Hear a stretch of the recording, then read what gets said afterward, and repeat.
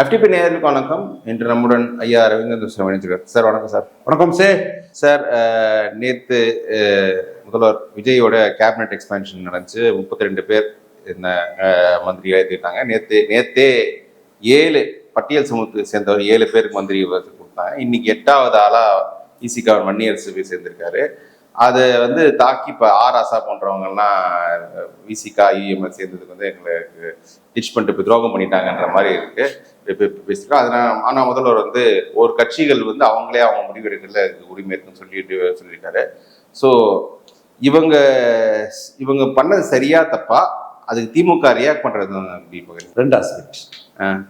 ஒன்று, முதல்ல நான் விஜய் 8 அட்டவணை பிரிவு சோதரர்களை அமைச்சராக்குறதுக்கு அவருடைய பாராட்டுகளை சொல்லிக்கிறேன்.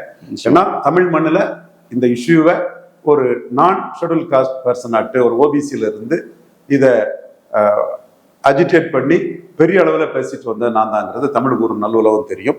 பாசிட்டிவ் சோஷியல் ஜஸ்டிஸ் பிளான்ல சடையன் கோவிந்தன் சிபிஎம் ஜெனரல் செக்ரட்டரியா கேரளாவில் இருந்திருக்காரு. அவங்க 10 விழுக்காடு தான் அட்டவணை பிரிவு மக்கள். ஒட்டப்பாலம் கேஆர் நாராயணன் பவர்ஃபுல் மினிஸ்டர் ஆகி பிரசிடென்ட் ஆஃப் இந்தியாவாக்கு கேரளாவில் இருந்து வந்திருக்கிறாரு. சங்கரானந்த் பவர்ஃபுல் மினிஸ்டர் ஆட்டு கர்நாடகாவில் இருந்தார். தென் இவர் மல்லிகார்ஜுன கார்கே அவர் ஏசிசி பிரசிடென்ட் வரக்கூடிய அளவுக்கு, சிஎம் ஃபோல்ட்ஸ் அவர் பவர்ஃபுல் லீடரா ஸ்டேக் கிளைம் வைக்கக்கூடிய அளவுக்கு பரமேஸ்வரா, அஞ்சய்யா ஆந்திராவில்னு இந்த ஷெட்யூல் காஸ்ட் பீப்புள் ஜெகநாத் பகாடியா இருந்தாலும் சரி, மற்ற மாநிலங்களில் சிஎம் ஆட்டு ஷெட்யூல் காஸ்ட் ராம்சுந்தர் தாஸ் போன்றவங்கெல்லாம் இருந்ததை ஒரு வரலாற்று ரீதியாக தமிழ்நாடு ஷெட்யூல் காஸ்ட் இல்லை, திமுக அதிமுக ஓபிசி பார்ட்டியா இருக்குது, ஓபிசி சென்ட்ரிக் பார்ட்டியா இருக்குங்கிறத பல ஆண்டு காலமாக பேசி வந்தவன் நான். அதை இன்னைக்கு செயல் வடிவம், அந்த மாற்று அரசியலுக்கான செயல் வடிவத்தை நம்ம மாறுபட்ட கருத்து நமக்கு இருந்தாலும் இந்த இஷ்யூவில் செயல் வடிவம் கொடுத்த முதல்வர் விஜய்க்கு என் பாராட்டுகளை தெரிவிச்சுக்கிறேன். அடுத்து நீங்க கேட்டது விசிகா நிலைப்பாடு. அவங்களுக்கு இப்படி ஒரு வாய்ப்பு எப்படி வரும், என்னைக்கு வரும்? இன்னைக்கு மும்முனை போட்டியாகி 3 ஃபோல்ட்ஸ் ஆகி, first Vijay, second Stalin, third எடப்பாடிங்கிற ஒரு சூழல். இதுல ஒரு பேலன்சிங் ஓட்டோட சீமான் இருக்கிறாரு, அவரும் நம்பிக்கையோட இருக்கிறாரு.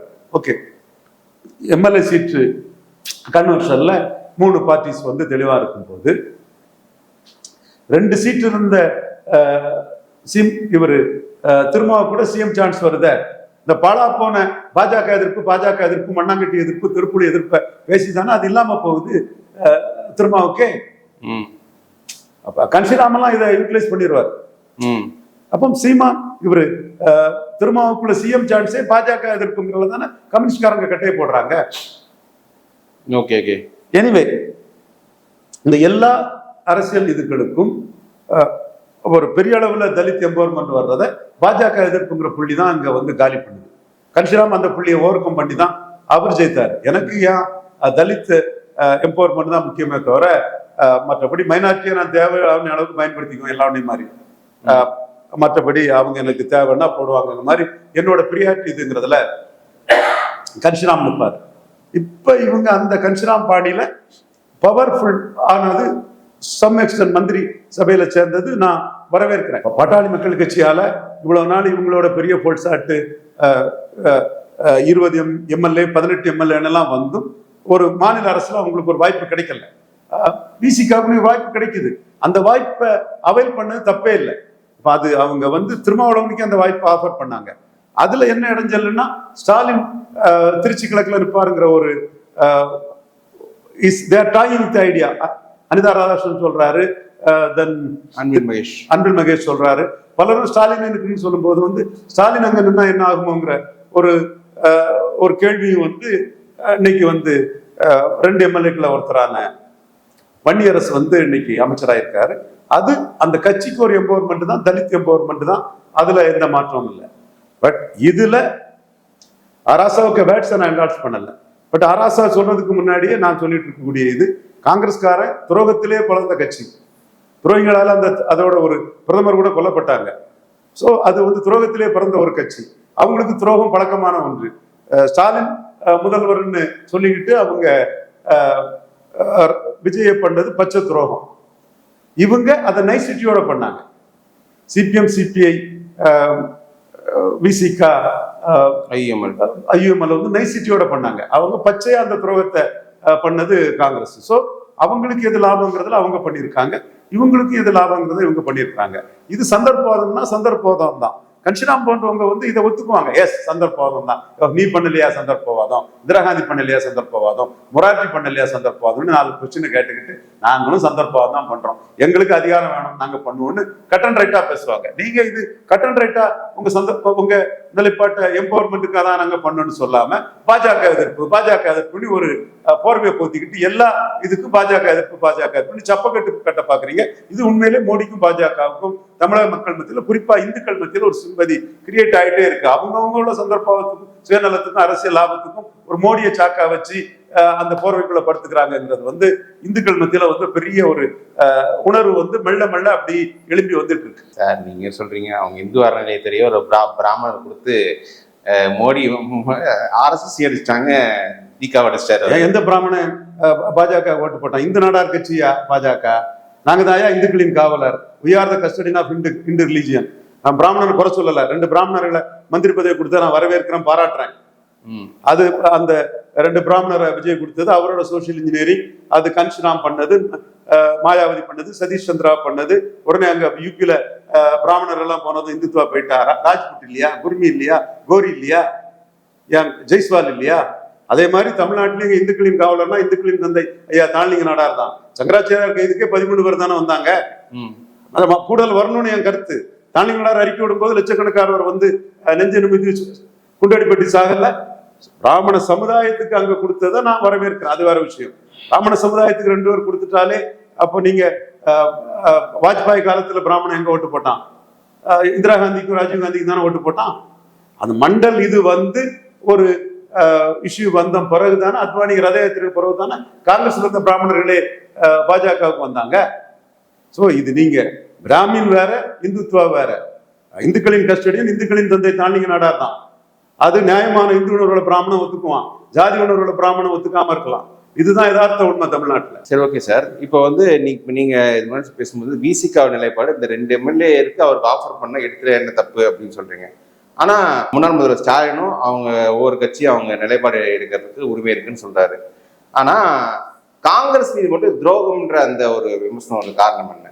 காங்கிரஸ் துரோகத்திலே வளர்ந்த கட்சி. துரோகம் பண்ணாங்கன்னா இவங்களாவது ஸ்டாலினை பார்த்து நன்றி தெரிவிச்சாங்க. இப்போ கூட ஒருவேளையில ஸ்டாலின் இங்க திருச்சி கிழக்குல நின்னா இந்த 4 கட்சிகளுமே நாங்க இந்த மந்திரி சபையில தாவேக்கால இருந்தாலும் திருச்சி கிழக்குல ஸ்டாலின் ஆதரிப்புன்னு சொல்றதுக்கும் வாய்ப்பு உண்டு. காங்கிரஸ் அப்படி இல்லை. காங்கிரஸ் வந்து பச்சை சந்தர்ப்பத்துல தான் இருப்பாங்க. இப்ப வந்து எடப்பாடி காங்கிரஸுக்கு ஆஃபர் பண்றாரு. விஜய் பதவிக்குள்ளாக போகல, ரத்து பண்றாரு. he alone knows the reason. என்னை பொறுத்தவரை அவரு ராகுல் காந்திக்கும் வேணுகோபாலுக்குமே அங்க முக்கியத்துவம் இல்லாத போது நம்ம என்னத்துக்குன்னு போயிருக்கலாம், நினைச்சிருக்கலாம். மற்றவங்க வேற விதமா சொல்றாங்க. எனிவே அவர் போகலன்னு தெரிஞ்சதுமே, ஒரு லூப் கோல் கிடைச்சதுமே மந்திரி சபைக்கு பாராட்டு தெரிவிச்சு 3 மணிக்கு 2 மணி 54 நிமிஷத்துக்கு போடுறாரா இல்லையா? அப்ப ஸ்டாலின் காங்கிரஸ் கட் ஆயிடுச்சு. துரோகம் இந்த இதுல விஜய் கிட்ட காங்கிரஸ் இருக்கு. இன்னைக்கு 2 மந்திரி இருக்காங்க, விஸ்வநாதனும் ராஜேஷ்குமார் இருக்கிறாங்க, பவர்ஃபுல்லா இருக்கிறாங்க, நான் மறுக்க வரல. ஆனா அந்த இடத்துக்குள்ளேயும் அவர் இன்னைக்கு விடக்கூடிய மேகதாத அறிக்கையில, மேகதாதெல்லாம் எந்த கவர்மெண்ட் இருந்தாலும் இப்படிதான், விஜய் இதுல குறை சொல்றது ஒண்ணும் இல்லை, இப்படிதான் போகும் எந்த கவர்மெண்ட் இருந்தாலும். கர்நாடகா தமிழ்நாடு ரிலேஷன் அவருக்கு அரசியல் நெருக்கடி கொடுக்குறாங்க, இப்படித்தான் இருக்கும். அதனால விஜய குறை சொல்ல நான் விரும்பல. திமுக இருந்தாலும் சரி, அண்ணா திமுக இருந்தாலும் இப்படித்தான் இருக்கும். அதே மாதிரி இந்த போர்னோ பிரச்சனையில வரக்கூடிய இது சட்ட ஒழுங்கு பிரச்சனையில வரும்போது ஸ்டாலின் கவர்மெண்ட் என்ன சொன்னதோ அதே கவர்மெண்ட் தான். சோசியல் ப்ராப்ளமே தவிர கவர்மெண்ட்டுக்கு லா அண்ட் ஆர்டர் ப்ராப்ளம் அல்ல. மற்றவங்க சொல்றது மாதிரி அன்னைக்கும் நமக்கு இன்னைக்கும் இதே கருத்து தான். இதுல எடப்பாடி என்ன சொல்றாருன்னா, காங்கிரஸ் தயவில் ஆட்சி செய்யும் தாவேக்கான்னு காங்கிரஸுக்கு ஒரு பார்கெனிங்க ஏத்துறாரு. இதுதான் இதுல பார்க்க வேண்டிய விஷயம். அப்போ துரோகத்திலே வளர்ந்த காங்கிரஸுக்கு, துரோக சிந்தனையிலே உதிச்ச காங்கிரஸுக்கு தமிழ்நாடு மண்ணுக்குள்ள இன்னும் ஸ்டாலினை 2 தடவை கார்த்திக் சம்பரம் சொல்றாரு, 2 தடவை நாங்க திமுக நம்பிதான் ஜெயித்தோம், திமுக நல்ல கட்சி, பெரிய கட்சிங்கிறாரு. அப்போ அவருக்கும் மாணிக் தாகூருக்கும் பிரவீன் சக்கரவர்த்திக்கும் தாவேக்கா காணும்னா கார்த்திக் சிதம்பரத்துக்கு மீண்டும் ஸ்டாலின் மன மாதிரி நம்ம கூட வரமாட்டாரான்னு ஸ்டாலின் ஆப்ஷனை ஓபன் பண்ண முடியாதான்னு கார்த்திக் சிதம்பரம் பாக்குறாரு. அதே வேளையில இங்க இவரு எடப்பாடி பழனிசாமி நல்லாவே சொன்ன அண்ணாமலை நீக்கக்கூடாதுன்னு. அவர் இன்னைக்கு பாஜக கூட தோத்தம் பிறகு அவரும் அசிடியஸ்லி ஓப்பன்லி வந்து 2 இன்ஸ்டன்ட் ஆயாச்சு. முதல் இன்ஸ்டன்ட் கேரளாவுக்கு கவர்னருக்கு பதவியேற்பு விழாவுக்கு சதீஷனுக்கு வாழ்த்து தெரிவிச்சது. 2வது இன்ஸ்டன்ட் காங்கிரஸ் தயவில் இருக்கும் தாவேக்காணி காங்கிரஸ் தூக்குறாரு. அவருக்கு மேகதாதெல்லாம் நோக்கம் இல்லை, ஒரு பேரளவுக்கு ஒப்புக்கிச்ச பாணிக்கு மேகதாதுகள் என்ன சொல்கிறார், இவர் இருந்தா என்ன சொல்ல போறாரு, மேகதாதுல ஸ்டாலின் இருந்தா என்ன சொல்ல போறாரு, அதே தான் விஜய் இருந்தாலும் சொல்ல போறாங்க. அந்த இஷ்யூ வந்து யார் இருந்தாலும் இப்படித்தான் போகும். விஜய்க்கு அதுல விஜயும் அதே அவங்க இருக்கும்போது என்ன பண்ணாங்களோ அதே தான் சொல்லிட்டு போவாங்க, இது இப்படித்தான் இருக்கும். ஆனா காங்கிரஸ் சேவையில் இருக்கும் தாவேக்கான்னு சொல்லக்கூடிய இடத்துலதான் எடப்பாடி தன்னோட அரசியல் நகர்வை செய்யறாரு. ஓகே, சரி, இப்போ இதுல என்னன்னா ஸ்டாலினை விட்டு எல்லாரும் போயிட்டாங்க கூட்டணி கட்சிகள். இது வந்து திமுகவை எதிர்ப்பவர்களும் ஸ்டாலின் மேல ஒரு பெரிய சிம்பத்தி இதுல இருக்கு. தனியா நிக்கிறாங்க ஸ்டாலின்னு, அவருக்கு கிண்டல் பண்றதுனால கூட சிம்பத்தி இடப்பாக்குது. ஸோ திமுகவோட ஒரு கூட்டணி கட்சிகள் மட்டும் போல அவங்களோட வாக்கு வங்கியே போயிடுச்சு அப்படின்னு நம்புறீங்களா? முஸ்லீம் வாக்கு வங்கி திமுகவோட ட்ரெடிஷனல் வாக்கு வங்கியை தான் நான் பாக்குறேன். 77ஆம் ஆண்டு திமுக 24.8 விழுக்காடு வாக்கு, 25 விழுக்காடு வாக்கும் 48 சீட்டும் ஜெயித்தாங்க. அப்ப முஸ்லீம் லீக் கூட்டணி கிடையாது. ஆனா கலைஞர் ஒரு பொய்ய சொல்லுவார், அந்த காலத்திலிருந்து இந்த காலம் வரை என்றும் நம்மோடு இந்தியன் யூனியன் முஸ்லீம் லீக் கூட்டணியில இருக்குன்னு ஒரு பொய்ய சொல்லுவார். அது அந்த முஸ்லீம் சென்டிமெண்ட் அப்படி தனக்கு சாதகமா திருப்பக்கூடிய ஒரு தன்மைக்காக சொல்லுவார். ஆனா 77ல வந்து முஸ்லீம் லீக் வந்து திராவிட முன்னேற்ற கழகத்து கூட கூட்டணி கிடையாது. நல்லா ஞாபகம் இருக்கு எனக்கு. அப்போ 16 வயது, அது எமர்ஜென்சி பீரியடு. அந்த டைமுக்குள்ள எனக்கு வந்து மிக துல்லியமா எனக்கு ஞாபகம் இருக்கு. கலைஞர் வந்து 233 தொகுதியில கேண்டிடேட் போட்டு கன்னியாகுமரி தொகுதியில மட்டும் பொன்னப்ப நாடார் மகன் பொன் விஜயராகவனுக்காக நாங்க எமர்ஜென்சி குமரி கோமேதகம் அவருக்காக நாங்க அந்த தொகுதியில கேண்டிடேட் போடலன்னு 233 தொகுதியில கேண்டிடேட் போட்டாரு. கிள்ளியூர் தொகுதியில மட்டும் கேண்டிடேட் போடல. அப்ப 233 தொகுதியில கேண்டிடேட் போட்டு கிள்ளியூர்ல கேண்டிடேட் போடாதவர் கூட இந்தியன் யூனியன் முஸ்லீம் லீக் எப்படி கூட்டணியா இருந்திருக்க முடியும்? அப்போ அப்துல் சமது லத்தீப் பிரச்சனை எல்லாம் இருந்தது. அதுல காமராஜ் கூட வந்து அந்த 74 கோயம்புத்தூர் எலெக்ஷன் பிறகு லத்தீப்ப எலெக்ஷன் டைம்ல நீ வாப்பா சம்மத அதெல்லாம் சொல்லியிருந்தாரு. அது அப்படி ஒரு டைப்பா அது போயிட்டு இருந்தது. திமுக வந்து 89 தேர்தலையும் லத்தீப்புக்கு தான் 5 சீட் கொடுத்தாங்க, 5 ஜெயித்தது. ஸோ முஸ்லீம் லீக் கூட்டணி என்னைக்கு நிரந்தர கூட்டணின்னு திமுக சொல்லக்கூடிய இது வந்து ஒரு வாதத்துக்கு அந்த சென்டிமெண்ட் கரெக்டே தவிர 89ல லத்தீப்புக்கு தான் 5 சீட் கொடுத்தாரு. 77ல கூட்டணியில முஸ்லீம் லீக் கிடையவே கிடையாது, 100 கிடையாது. பட் ட்ரெடிஷ்னலா ஒரு முஸ்லிம்ஸ் வந்து திமுக ஓட்டு போடுறாங்க. அவங்க 99ல பாஜக கூட கூட்டணி இருக்கும் போதும் அந்த முஸ்லிம் சகோதரர்கள் வந்து திராவிட முன்னேற்ற கழகத்துக்கு போட்டாங்க. அப்கோர்ஸ் அவங்களுக்கு ஆரம்பத்துல திமுக சொன்ன தில்லை நடராஜனையும் ஸ்ரீரங்க ரங்கநாதரையும் அவங்க சொன்ன அந்த ஆன்டி ஹிந்து சுலோகங்கள்லாம் அவங்களுக்கு வந்து உள்ள வந்து பண்ணியிருக்குமா, அல்லது முஸ்லிம்ஸுக்கு ப்ரோவா திமுக நிற்கிறாங்க, கலைஞர் நிற்கிறாரு, அந்த அடிப்படையில் அவங்க வந்திருப்பாங்களான்னு தெரியல. எனிவே அவங்க வந்து ட்ரெடிஷ்னல் டிஎம்கே சப்போர்ட்டர்ஸ் தான். 99ல டிஎம்கே பாஜக கூட என்டிஏன்னு ஒன்று உருவாக்கி கூட்டணி நிற்கும் போதும் அவங்க வந்து திராவிட முன்னேற்ற கழகத்துக்கு வாக்களித்ததும் யதார்த்தமான ஒரு உண்மைன்னு தான் நான் பார்க்குறேன்.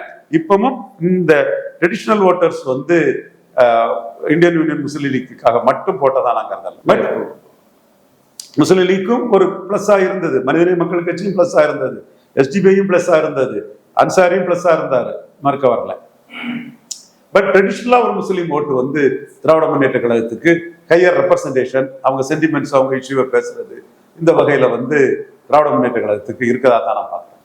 திமுகவோட நிலை எப்படி இருக்குன்னா, அவங்க வந்து அவங்க கூட்டணி கட்சிகள் அப்படியே இந்த அந்த பாஜகவுக்கு எதிராக திமுக கட்டின கூட்டணி அப்படியே இன்டாக்டா இருக்கு. பட் திமுக அதுல இருந்து வெளியே இருக்கு. அங்க அந்த இடத்துல விஜய் வந்திருக்காரு, ஒரு கரிஸ்மேட்டிக் லீடர் விஜய் வந்தது வந்து மக்கள் நல கூட்டணி போனவங்க தானே, மக்கள் நல கூட்டணி போனவங்க தானே.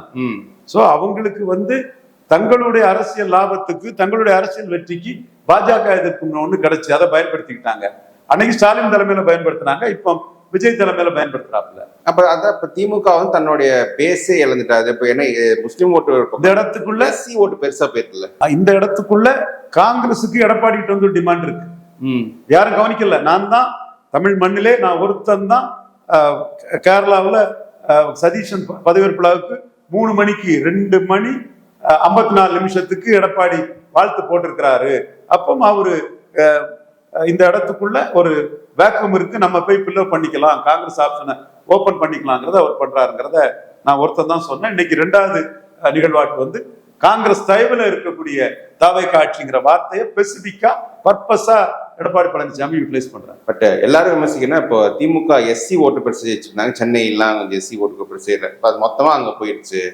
ஸோ திமுக எதிர்காலமே கேள்விக்குரிய. மொத்தமாங்கிற வார்த்தையை நான் ஏற்றுக்கல. அது போயிருக்கும், பெருமளவுல போயிட்டு 2/3 போயிட்டு 1/3 தான் இருக்குன்னு பாக்குறேன். முஸ்லீம் ஓட்டு 2/3 திராவிட முன்னேற்ற கழகத்துக்கு தான் இருக்குது. புரொட்டஸ்டன்ட் கிறிஸ்டின்ஸ் ஓட்டு 2/3 திராவிட முன்னேற்ற கழகத்துக்கு தான் இருக்குது.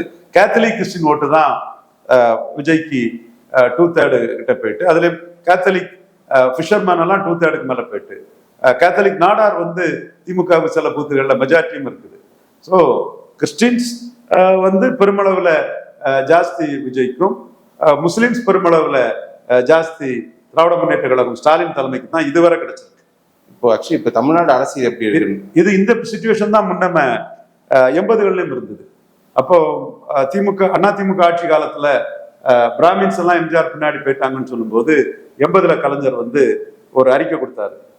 மீனாட்சிபுரம் மதமாற்ற சம்பவத்துல என் பிணத்தின் மீது தான் முஸ்லிம்களை தாக்க முடியும்னு ஒரு அறிக்கை கொடுத்தாரு.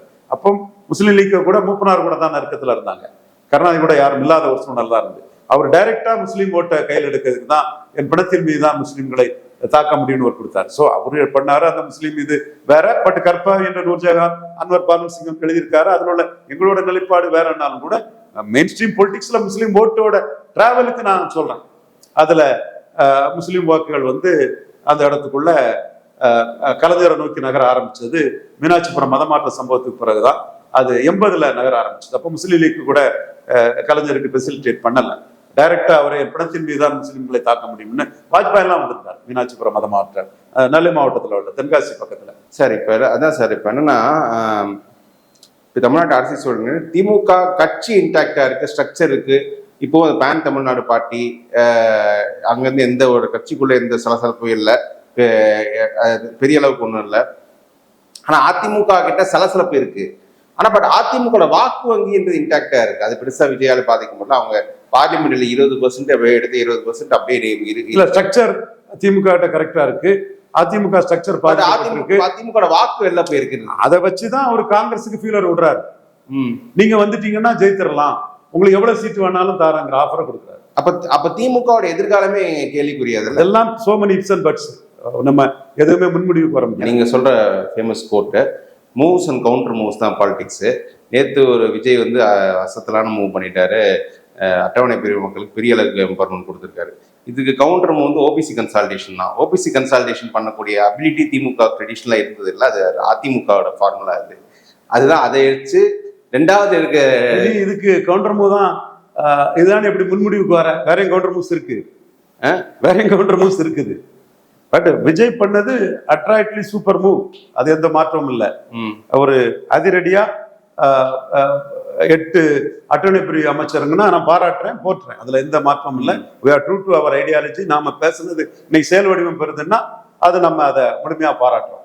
பட் கவுண்டர் மூவ்ஸ் இதுதான் இல்லை, அது ஒவ்வொரு கட்சிக்கும் ஒவ்வொரு கவுண்டர் மூவ்ஸ் இருக்கும். அது காலம் நேரம் வரும்போதுதான் அந்த கவுண்டர் மூவ்ஸ் வெளிவரும். இப்போ அவர் வந்து ஆரம்பத்துல பண்ணியிருக்காரு, ஜோரா பண்றாரு பல விஷயங்கள். டெண்டர் இவரு ஆதவர்ஜுனாவுக்கு பேட்டியில பார்ட்டி ஃபண்ட் PF அது கிடையாதுங்கிறதெல்லாம் சொல்றாரு இல்லையா, இதெல்லாம் வரவேற்கிறோம் நம்ம. பட் இது வந்து ஆரம்ப இதுதானா, சஸ்டெயின் பண்ணி நிற்பாங்களாங்கிறத ஒரு 6 மாசம் பார்த்துக்கிட்டு நம்ம கமெண்ட்ஸை நம்ம சொல்லலாம். எந்த இதுக்குமே காமராஜ் வந்து அண்ணா அரசுக்கு வந்து 6 மாசம் பேச மாட்டேன், எப்படி பண்றாங்கிறத பாக்குறங்கிறதுக்காக பேசாம இருந்தாரு. ஸோ அந்த மாதிரி இவங்களோட செயல்பாட்டுக்கு ஒரு 6 மாசம் நம்ம பொறுத்திருந்து பார்ப்போம். இப்போ அது மட்டும் இல்லை, லாகாக்களும் தாவேக்காவை சேர்ந்த அட்டவணை பிரிவு சோதரர்களுக்கு வந்து நல்ல லாகாக்கள் கொடுத்துருக்காங்க. அதுவும் நம்ம திராவிட கட்சிகள்னா அது ஓபிசி பார்ட்டி தான். திமுக அண்ணா திமுக ஓபிசி பார்ட்டி தான். எம்ஜிஆர் முத்திரையர்களுக்காக பசும்பன் முத்துராமலிங்க மாவட்டம் அணி வச்சாருன்னா, கலைஞர் வந்ததும் உங்களோட நான் பெரிய ப்ரோ தேவராக்கம் ப்ரோ ஓபிசி முக்குலத்தாராக்காக முத்துராமலிங்கம்னா தெரியாது எந்த முத்துராமலிங்கம்னு கேட்பான்னு அதை வச்சுதான் எம்ஜிஆர் ஜெயித்துட்டு இருந்தாரு. அது வேற விஷயம். இவர் வந்து பசுமன் தேவர் திருமகன் வச்சாரு 89 வந்ததும். தேவர் திருமகன்னா தான் தேவரை தெரியும், முத்துராமலிங்கம்னா தெரியாதுன்னு அந்த அப்பீஸ்மெண்ட் பொலிட்டிக்ஸை கலைஞர் பண்ணாரு. ஜெயலலிதா ஆட்சிக்கு வந்து அது என்ன பெரிய தேவர் திருமகன், பசுமன் முத்துராமலிங்க தேவர் மாவட்டம்னு வச்சாங்க. அதுல பேக்கிங் கம்யூனிட்டி பொலிட்டிக்ஸும் அதுல வந்து எம்ஜிஆர் கருத்தையை தூர தூக்கி போட்டுக்கிட்டு முத்துராமலிங்கன் எம்ஜிஆர் வச்சதை தூக்கி போட்டுக்கிட்டு சசிகலா இருக்கிறாங்க நான் தேவர் வைப்புங்கிற ஒரு பொலிட்டிக்ஸ் இருந்தது. ஸோ ஒவ்வொரு இதுவும் வந்து ஒவ்வொரு பார்வையில போகும். 2011 ஜெயலலிதா வந்ததும் டிஎன்பிசி மெம்பர் எனக்கு தான் தரணும், அதுதான் ப்ராமிஸ் பண்ணியிருந்தாங்க. சசிகலா தரப்பு உள்ள போந்துக்கிட்டு ஃபர்ஸ்ட்ல வந்ததுன்னு ஒரு நாடாருக்கு டாடா லேண்ட் அக்விசிஷன் சோனியாவையும் கருணாநிதி மீறி முறியடிச்சு கொடுத்துட்டாங்கிறதுக்காக கொடுத்தா ஒரு நாடாருக்கு வெற்றி ஆயிரும் அங்கிற மாதிரி ஒரு சூழல் வரும்போது அது அவங்க கட்டையை போடுறாங்க. பட் வந்ததுமே அவங்க வந்து 91 ஆட்சிக்கு வந்ததுமே பசுமன் முத்துராமலிங்க தேவர் மாவட்டம்னு நாங்க பேக்கிங் கம்யூனிட்டி நாங்க இருக்கோங்கிறத எம்ஜிஆரை மீறி மேனிஃபெஸ்ட் பண்றாங்க. இது ஒவ்வொருத்தரும் ஒவ்வொரு காட்டுறதுதான். அந்த இடத்துக்குள்ள இன்னைக்கு விஜய் வந்து 8 அட்டவணை பிரிவு மக்களை அமைச்சரவையில் சேர்க்கிறான்னா உளமாற பாராட்டுறோம். அந்த பொலிட்டிக்கல் சர்க்கிள் வந்து ஃபர்ஸ்ட் முதலியார் ரெட்டியார் அந்த அப்பர் இது, அடுத்து ஓபிசி, அடுத்த சர்க்கிள் வில் கம் ரவுண்ட்னு பலமுறை சொல்லியிருக்கோம். அந்த சர்க்கிள் வந்தே தீருன்னு தான் நான் சொல்லியிருக்கிறேன். அது நம்ம வரணும்னு எதிர்பார்த்தோம், வரணும்னு சொன்னோம். தாளக்கடப்பாதை தற்காப்பதை தர்மங்கள் ஐயா வைகுண்டர் வழியில வந்தவங்க அதை என்னைக்குமே நம்ம பேசணும். அதற்கான பல முன்னெடுப்புகள் பல செயல்பாடுகள் இமானுவேல் சேகரன் மாவட்டம் தேவேந்திர குல வேளாளர்களை முன்னெடுத்ததுனாலும் சரி, சகோதரர் தோல் திருமா வெற்றி வீரர் பரையர் தான் வின்னர்ஸ்ங்கிறத சொன்னதுனாலும் சரி, எல்லாமே இன்னைக்கு ஒரு முழு வடிவம் பெற்றி விஜய் ரூபத்துல வந்திருக்குன்னா விஜய் நம்ம அந்த இடத்துல பாராட்டிட்டு போறதுல நமக்கு எந்த தயக்கமும் இல்லை.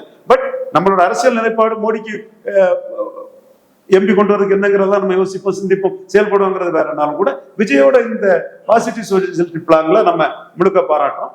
அதே மாதிரி ஒரு சில ஆதரவு நான் சொல்றதும் உண்மையிலே அது ஒரு 6 மாசம் செயல்பாட்டுக்குள்ள இருந்தா மனசார பாராட்டும், 6 மாசம் டைம் கொடுத்து பாராட்டும். ஓகே, சரி சார், நன்றி. கேள்வி பதில் சொல்ல நன்றி sir. Thank you sir, thank you sir.